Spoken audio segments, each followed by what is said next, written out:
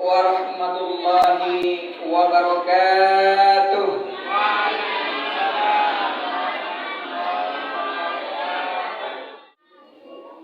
Alhamdulillahi wa kafa wassalatu wassalamu ala rasulihil mustafa wa ala alihi wa sahbihi wa man ihtada.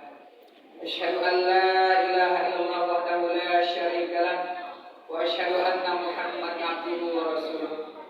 Allahumma shalli wa sallim ala sayyidina Muhammadin wa ala alihi wa sahbihi ajma'in. Senantiasa kita bersyukur kepada Allah Subhanahu wa taala. Alhamdulillah sampai pada malam ini kita diberikan kesehatan, kesempatan, kekuatan untuk beribadah secara berjemaah. Mudah-mudahan juga nantinya harapan kita masuk surganya secara berjemaah. Amin ya rabbal alamin. Kemudian berselawat kita kepada Nabi Muhammad sallallahu alaihi wasallam. Ya Nabi salamun alaik, ya Rasul salamun alaik, ya Habib salamun alaik, salawatullahi alaik. Boleh Bapak Ibu sama-sama?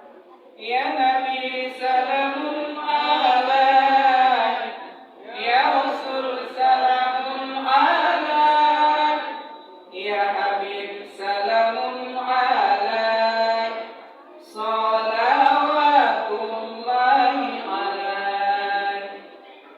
Bapak Ibu para jemaah, Ibu cantik, bapaknya gagah, Bapak soleh, Ibu solehah, rajin infak, banyak sedekah.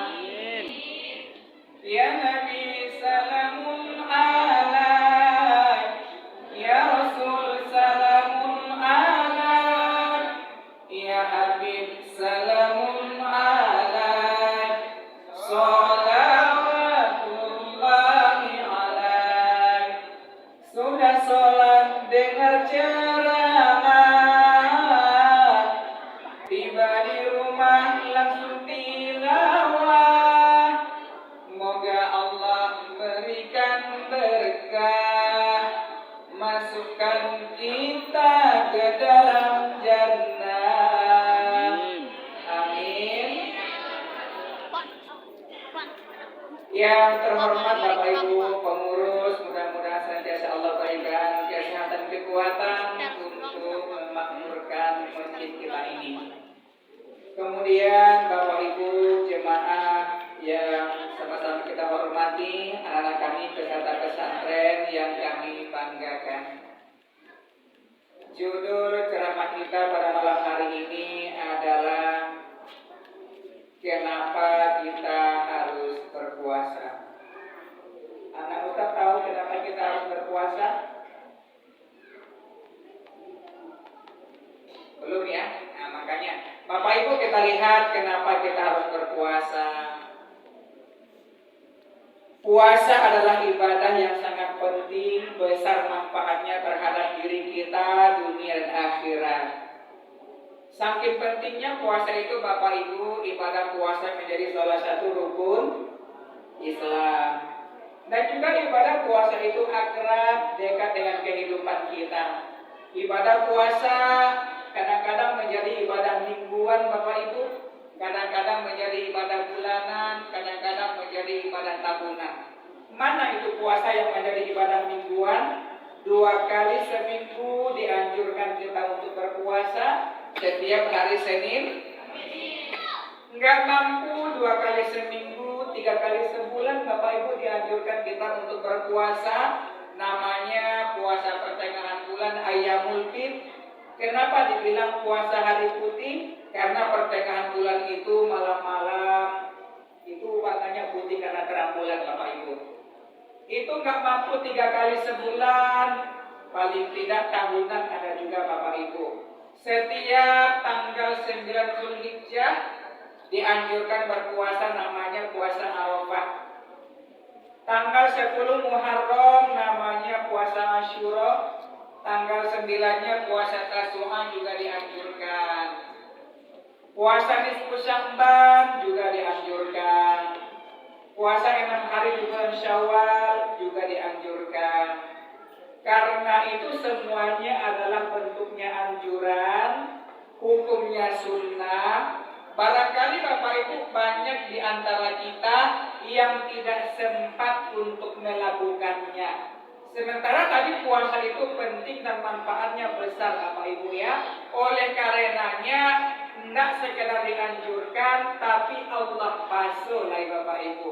Allah wajibkan kita untuk berpuasa selama 1 bulan penuh. Itu adalah puasa di bulan Ramadan. Untuk apa kira-kira Bapak Ibu? Kalau kita baca sejarahnya Bapak Ibu, masing-masing kita ini dibekali nafsu oleh Allah. Tapi ternyata nafsu ini punya catatan hitam Bapak Ibu, sejarah kelam. Dulunya Allah pernah bertanya kepada nafsu, alastu birabbikum, wahai nafsu, maukah engkau mengakui saya sebagai Tuhanmu? Apa jawaban nafsu Bapak Ibu? Tidak. Saya adalah saya, engkau adalah engkau. Bayangkan Bapak Ibu, Allah Tuhan yang menciptakan dia yang bertanya ke dia, mode itu ongeh, sombongnya, ongahnya si nafsu itu Bapak Ibu. Apalagi kepada sesama makhluk ciptaan Allah. Ke Tuhannya sendiri mode itu gayanya Bapak Ibu ya.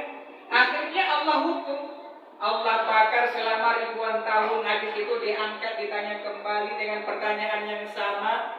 Apakah pendiriannya sudah berubah? Jawabannya sudah berubah? Tidak Bapak Ibu, jawabannya masih sama.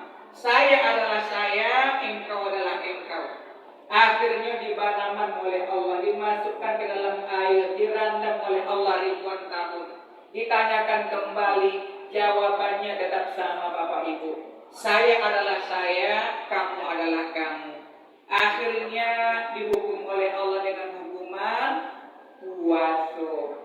Dipuasakan oleh Allah, tidak dikasih makan dan minum Bapak Ibu.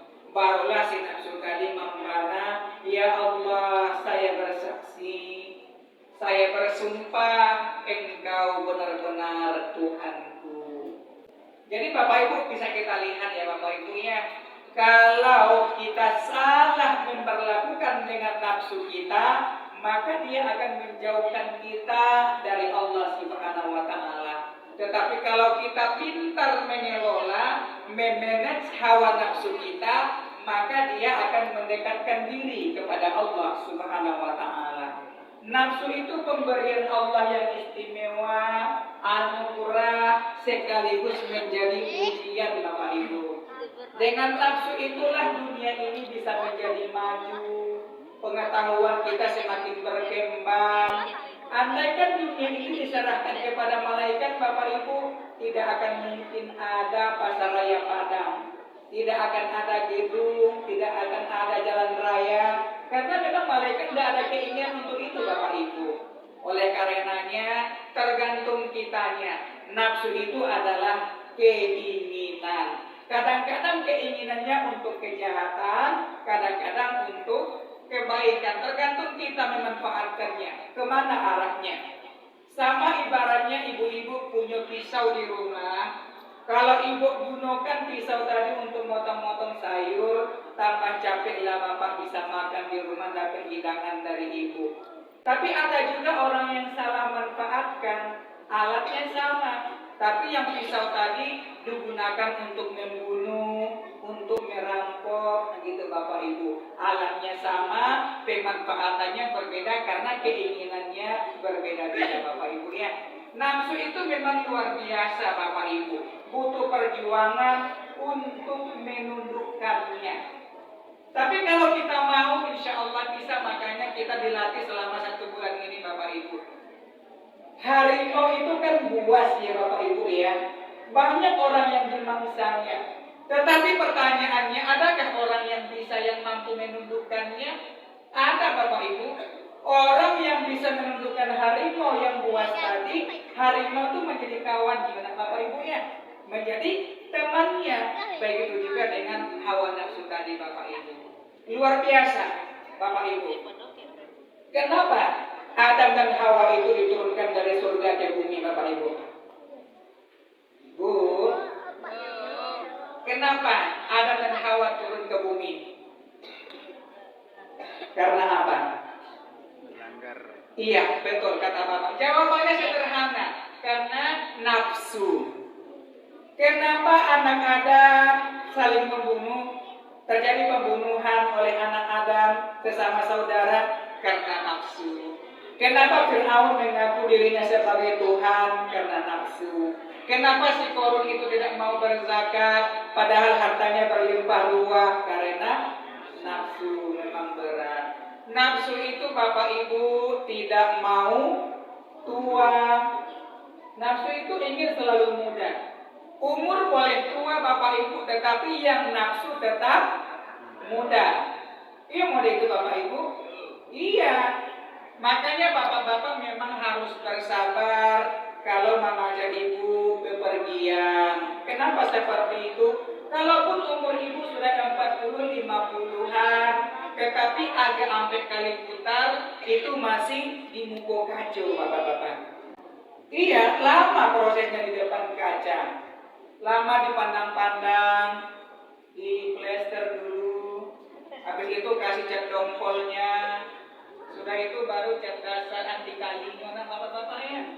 Sudah itu baru cat warnanya, dicari di kaca, kok hilang tak, tidak nampak juga gitu. Lipstiknya mode itu dicari di kaca, kok seperti tanah sudah lama nggak disiram hujan, letak-letak di mana gitu bapak ibu ya. Karena faktor umur, tapi itu adalah manusiawi, jadi nafsunya masih ingin terlihat cantik, masih muda. Yang bapak-bapaknya juga seperti itu bapak ibu. Makanya di kampung awak Pak ada istilahnya tua-tua si buah nanas. Mbak tua-tua si buah nanas. Tua-tua si buah nanas, makin tua makin mengganas. Kalaupun sudah sesak nafas, yang seleranya tetap umur 17. Ya bapak-bapak ya, itu di kampung awak. Memang ada Bapak Ibu yang seperti itu. Kita buktikan Bapak Ibu ya, boleh bertanya ya Pak ya. Ini kan bapak-bapaknya udah lebih tua dari kita.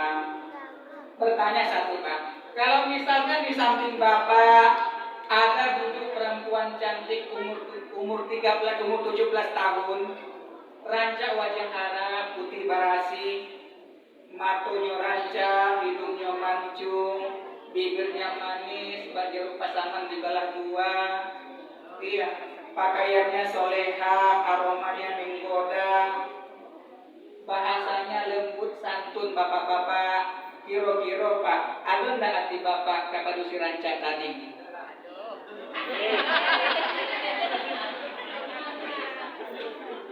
Apa jawab apa Bu? Iya. Manusia itu pasti ada Bapak Ibu. Itulah nafsu tadi. Kalau nggak ada keinginan, kita itu posisinya level malaikat. Kita manusia Allah bekali dengan nafsu. Ada keinginan, tetapi itulah manfaat puasa. Keinginan tadi terkendalikan. Itu Bapak Ibu. Jujur ibu-ibu, bapak-bapak kok kalau pai keluar, pai ke Karajo, kata Karajo, pasti banyak nampak di bapak-bapak kok di luar sana yang mirip dengan ibu.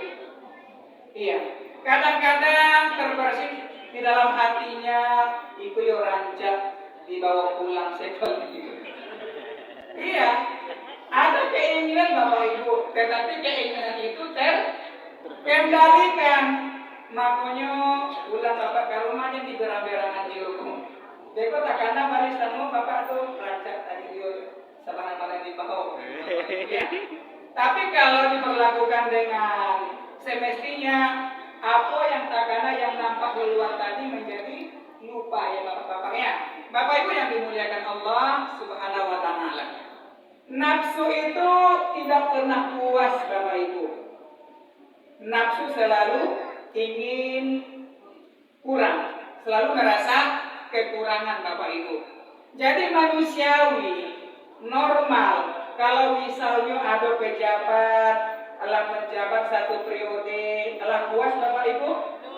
Belum, pasti ingin 2 periode. Alah dapat 2 periode, alah puas Bapak Ibu? Belum, ingin 3 periode. Itu adalah manusiawi, normal, karena nafsu tadi. Cuman kalau puasanya berhasil, itu bisa dikontrol, bisa dikendalikan keinginan tadi Bapak Ibu. Karena memang puasa itu adalah mengendalikan keinginan. Ya Bapak Ibu ya. Kalau tidak bisa dikendalikan berarti puasanya gagal. Cuman kadang-kadang masalahnya Bapak Ibu, kita ini terlalu sempit memahami pengertian. Yang kita pahami kan puasa itu menahan diri dari lapar dan haus. Bayangan awak makan tuh cuma dari nasi, minum tuh cuma dari air, menahan haus dari air. Padahal haus tuh banyak macamnya Bapak Ibu ya. Ada haus kekuasaan, ada Bu? Ada. Haus darah lebih ekstrim ada. Tetapi kalau puasa kita berhasil, itu bisa dikendalikan. Sama dengan ibu-ibu pergi ke pasar, dicari baju itu rancak sadonya ibu. Apakah ibu beli semua? Enggak, karena puasanya sudah berhasil terkendalikan. Tapi kalau ibu-ibu enggak bisa mengendalikannya, berarti puasanya gagal. Misalnya ibu ala bali mukena baru, memang produknya masih lokal, buatan dalam negeri. Tiba tetangga ibu, ente bali mukena baru yo iyo, tapi produk dalam negeri. Pak aku masih di Bali produk dalam negeri. Orang ini lagi impor loh teh. Awak baru bali kuham produk Turki, masa kalah ya teh. Kece ibu iyo loh, di Bali loh yang produk Turki kok. Tiba loh seorang lain tetangga. Bali mukena itu ya iyo ala dua, cie Indonesia, cie Turki. Nggak cocok itu memakai itu dong. Soalnya kalau cari wajah itu mirip-mirip orang Korea loh nampak jadi cocoknya itu kartun Korea rasanya yang kita pakai. Kalau itu tidak bisa mengendalikan, itu dibalik. Tapi kalau bisa mengendalikan, enggak Bapak Ibu ya. Bapak Ibu yang dimuliakan Allah Subhanahu Wa Taala. Allah tanggal 10 ya Pak ya. Tanggal 10 kurang 60 menit. Saya nilai Pak. Iya. Ini kabarnya informasi yang terima kalau tidak salah durasi ceramah di situ disesuaikan dengan postur penceramah ya Pak ya. Kalau penceramahnya agak panjang, ceramahnya tidak bakal panjang gitu. Kalau penceramahnya agak pendek, ceramahnya menyesuaikan saja. Bapak Ibu yang dimuliakan Allah Subhanahu Wa Taala. Bapak Ibu, pertanyaannya, kenapa begitu berat menundukkan hawa nafsu itu? Kata Imam Al-Ghazali alasannya 2. Yang pertama, nafsu itu musuh dari dalam diri kita. Jadi melumpuhkan melawan musuh dari dalam lebih berat daripada musuh dari luar. Kalau bahasa kitanya musuh dalam selimut ya Bapak Ibu ya. Sama dengan Bapak Ibu, menjaga rumah hawa agar tidak kemalingan dari orang luar, itu nggak terlalu berat. Awak pasang pura-pura banyak-banyak, awak pasang grendel banyak-banyak, awak agi satpam terali segala macamnya aman Bapak Ibu. Yang baik itu baka caranya supaya rumah hawa tidak kecurian, tidak kemalingan, tidak kehilangan dari orang dalam. Itu yang baiknya. Kalau ternyata pencurinya itu orang dalam, ayo payah Bapak Ibu caranya. Karena pun ibu andoan pitih ibu pasti hilang juga ya Bapak Ibu. Di andoan ke bawah lamari nyuangke. Di andoan ke bawah kot yang ala rusak, hilang juga. Kiranya siapa pelakunya? Bukan orang jauh, orang dekat. Ayah anak awak, kiranya. Ya Bapak Ibu ya itu kan susah. Ibu lah diam-diam tadi menyembunyikan. Kiranya apa tuh pura-pura lalu ya. Ini pantau Bapak Ibu. Itu kan berat ya. Musuh dari dalam. Kalau dari luar tadi tidak terlalu sulit Bapak Ibu. Kemudian yang kedua alasannya, nafsu itu adalah musuh yang dicintai, musuh yang disenangi. Itu masalahnya Bapak Ibu. Berang ke orang yang awak cintai bahagia rohnya Bapak Ibu. Yo balik na Bapak Ibu ya. Makanya ada istilahnya, jangankan kaberang, mato aku butuh mencari kekurangan, keburukan orang yang kita cintai. Jangankan awak menyalahkannya, justru awak akan membenarkan dan membelanya. Nah Bapak Ibu ya, seperti itulah dengan nafsu tadi. Makanya Bapak Ibu, atau misalnya ibu-ibu talambe sholatnya di terasola makbana menonton sinetron. Misalnya, kira-kira ibu tadi menyesal enggak? Enggak menyesal, karena apa? Menontonku itu bangga dan ketujuh di mata awak. Iya kan selera tadi Bapak Ibu ya, sesuai dengan keinginannya. Ada orang di lama pacar itu Bapak Ibu yuk tak karena sholat yo, tak lambe sholatnya. Menyesal Bapak Ibu? Tidak menyesal, justru memberikan pembelaan. Dan itu orang mau tak kiranya yo, nak terasa mau talah di ujung waktu acara sholat awak cilu kan mau itu Bapak Ibu ya. Di lama pacari awak benar kan Bapak Ibu. Ada orang ketiduran, jangankan tertinggal, lupa sholatnya Bapak Ibu hilang. Menyesal Bapak Ibu? Pasti tidak. Karena apa? Itu bana dan ketujuh di mato makanya berat Bapak Ibu. Mudah-mudahan Allah berikan kita kekuatan untuk menundukkan hawa nafsu kita, berlatih agar kita menjadi orang-orang yang bertakwa. Hanya orang yang bertakwa yang bisa mengendalikan hawa nafsu itu Bapak Ibu. Orang yang bertakwa itu, itulah alatnya. Ketakwaan itulah kendaraannya Bapak Ibu yang akan kembali menghantarkan kita ke kampung halaman. Karena kampung halaman awak Bapak Ibu, asal kita dulunya adalah dari surga, insya Allah akan kembali ke surga. Apa kendaraannya, apa jalannya adalah ketakwaan.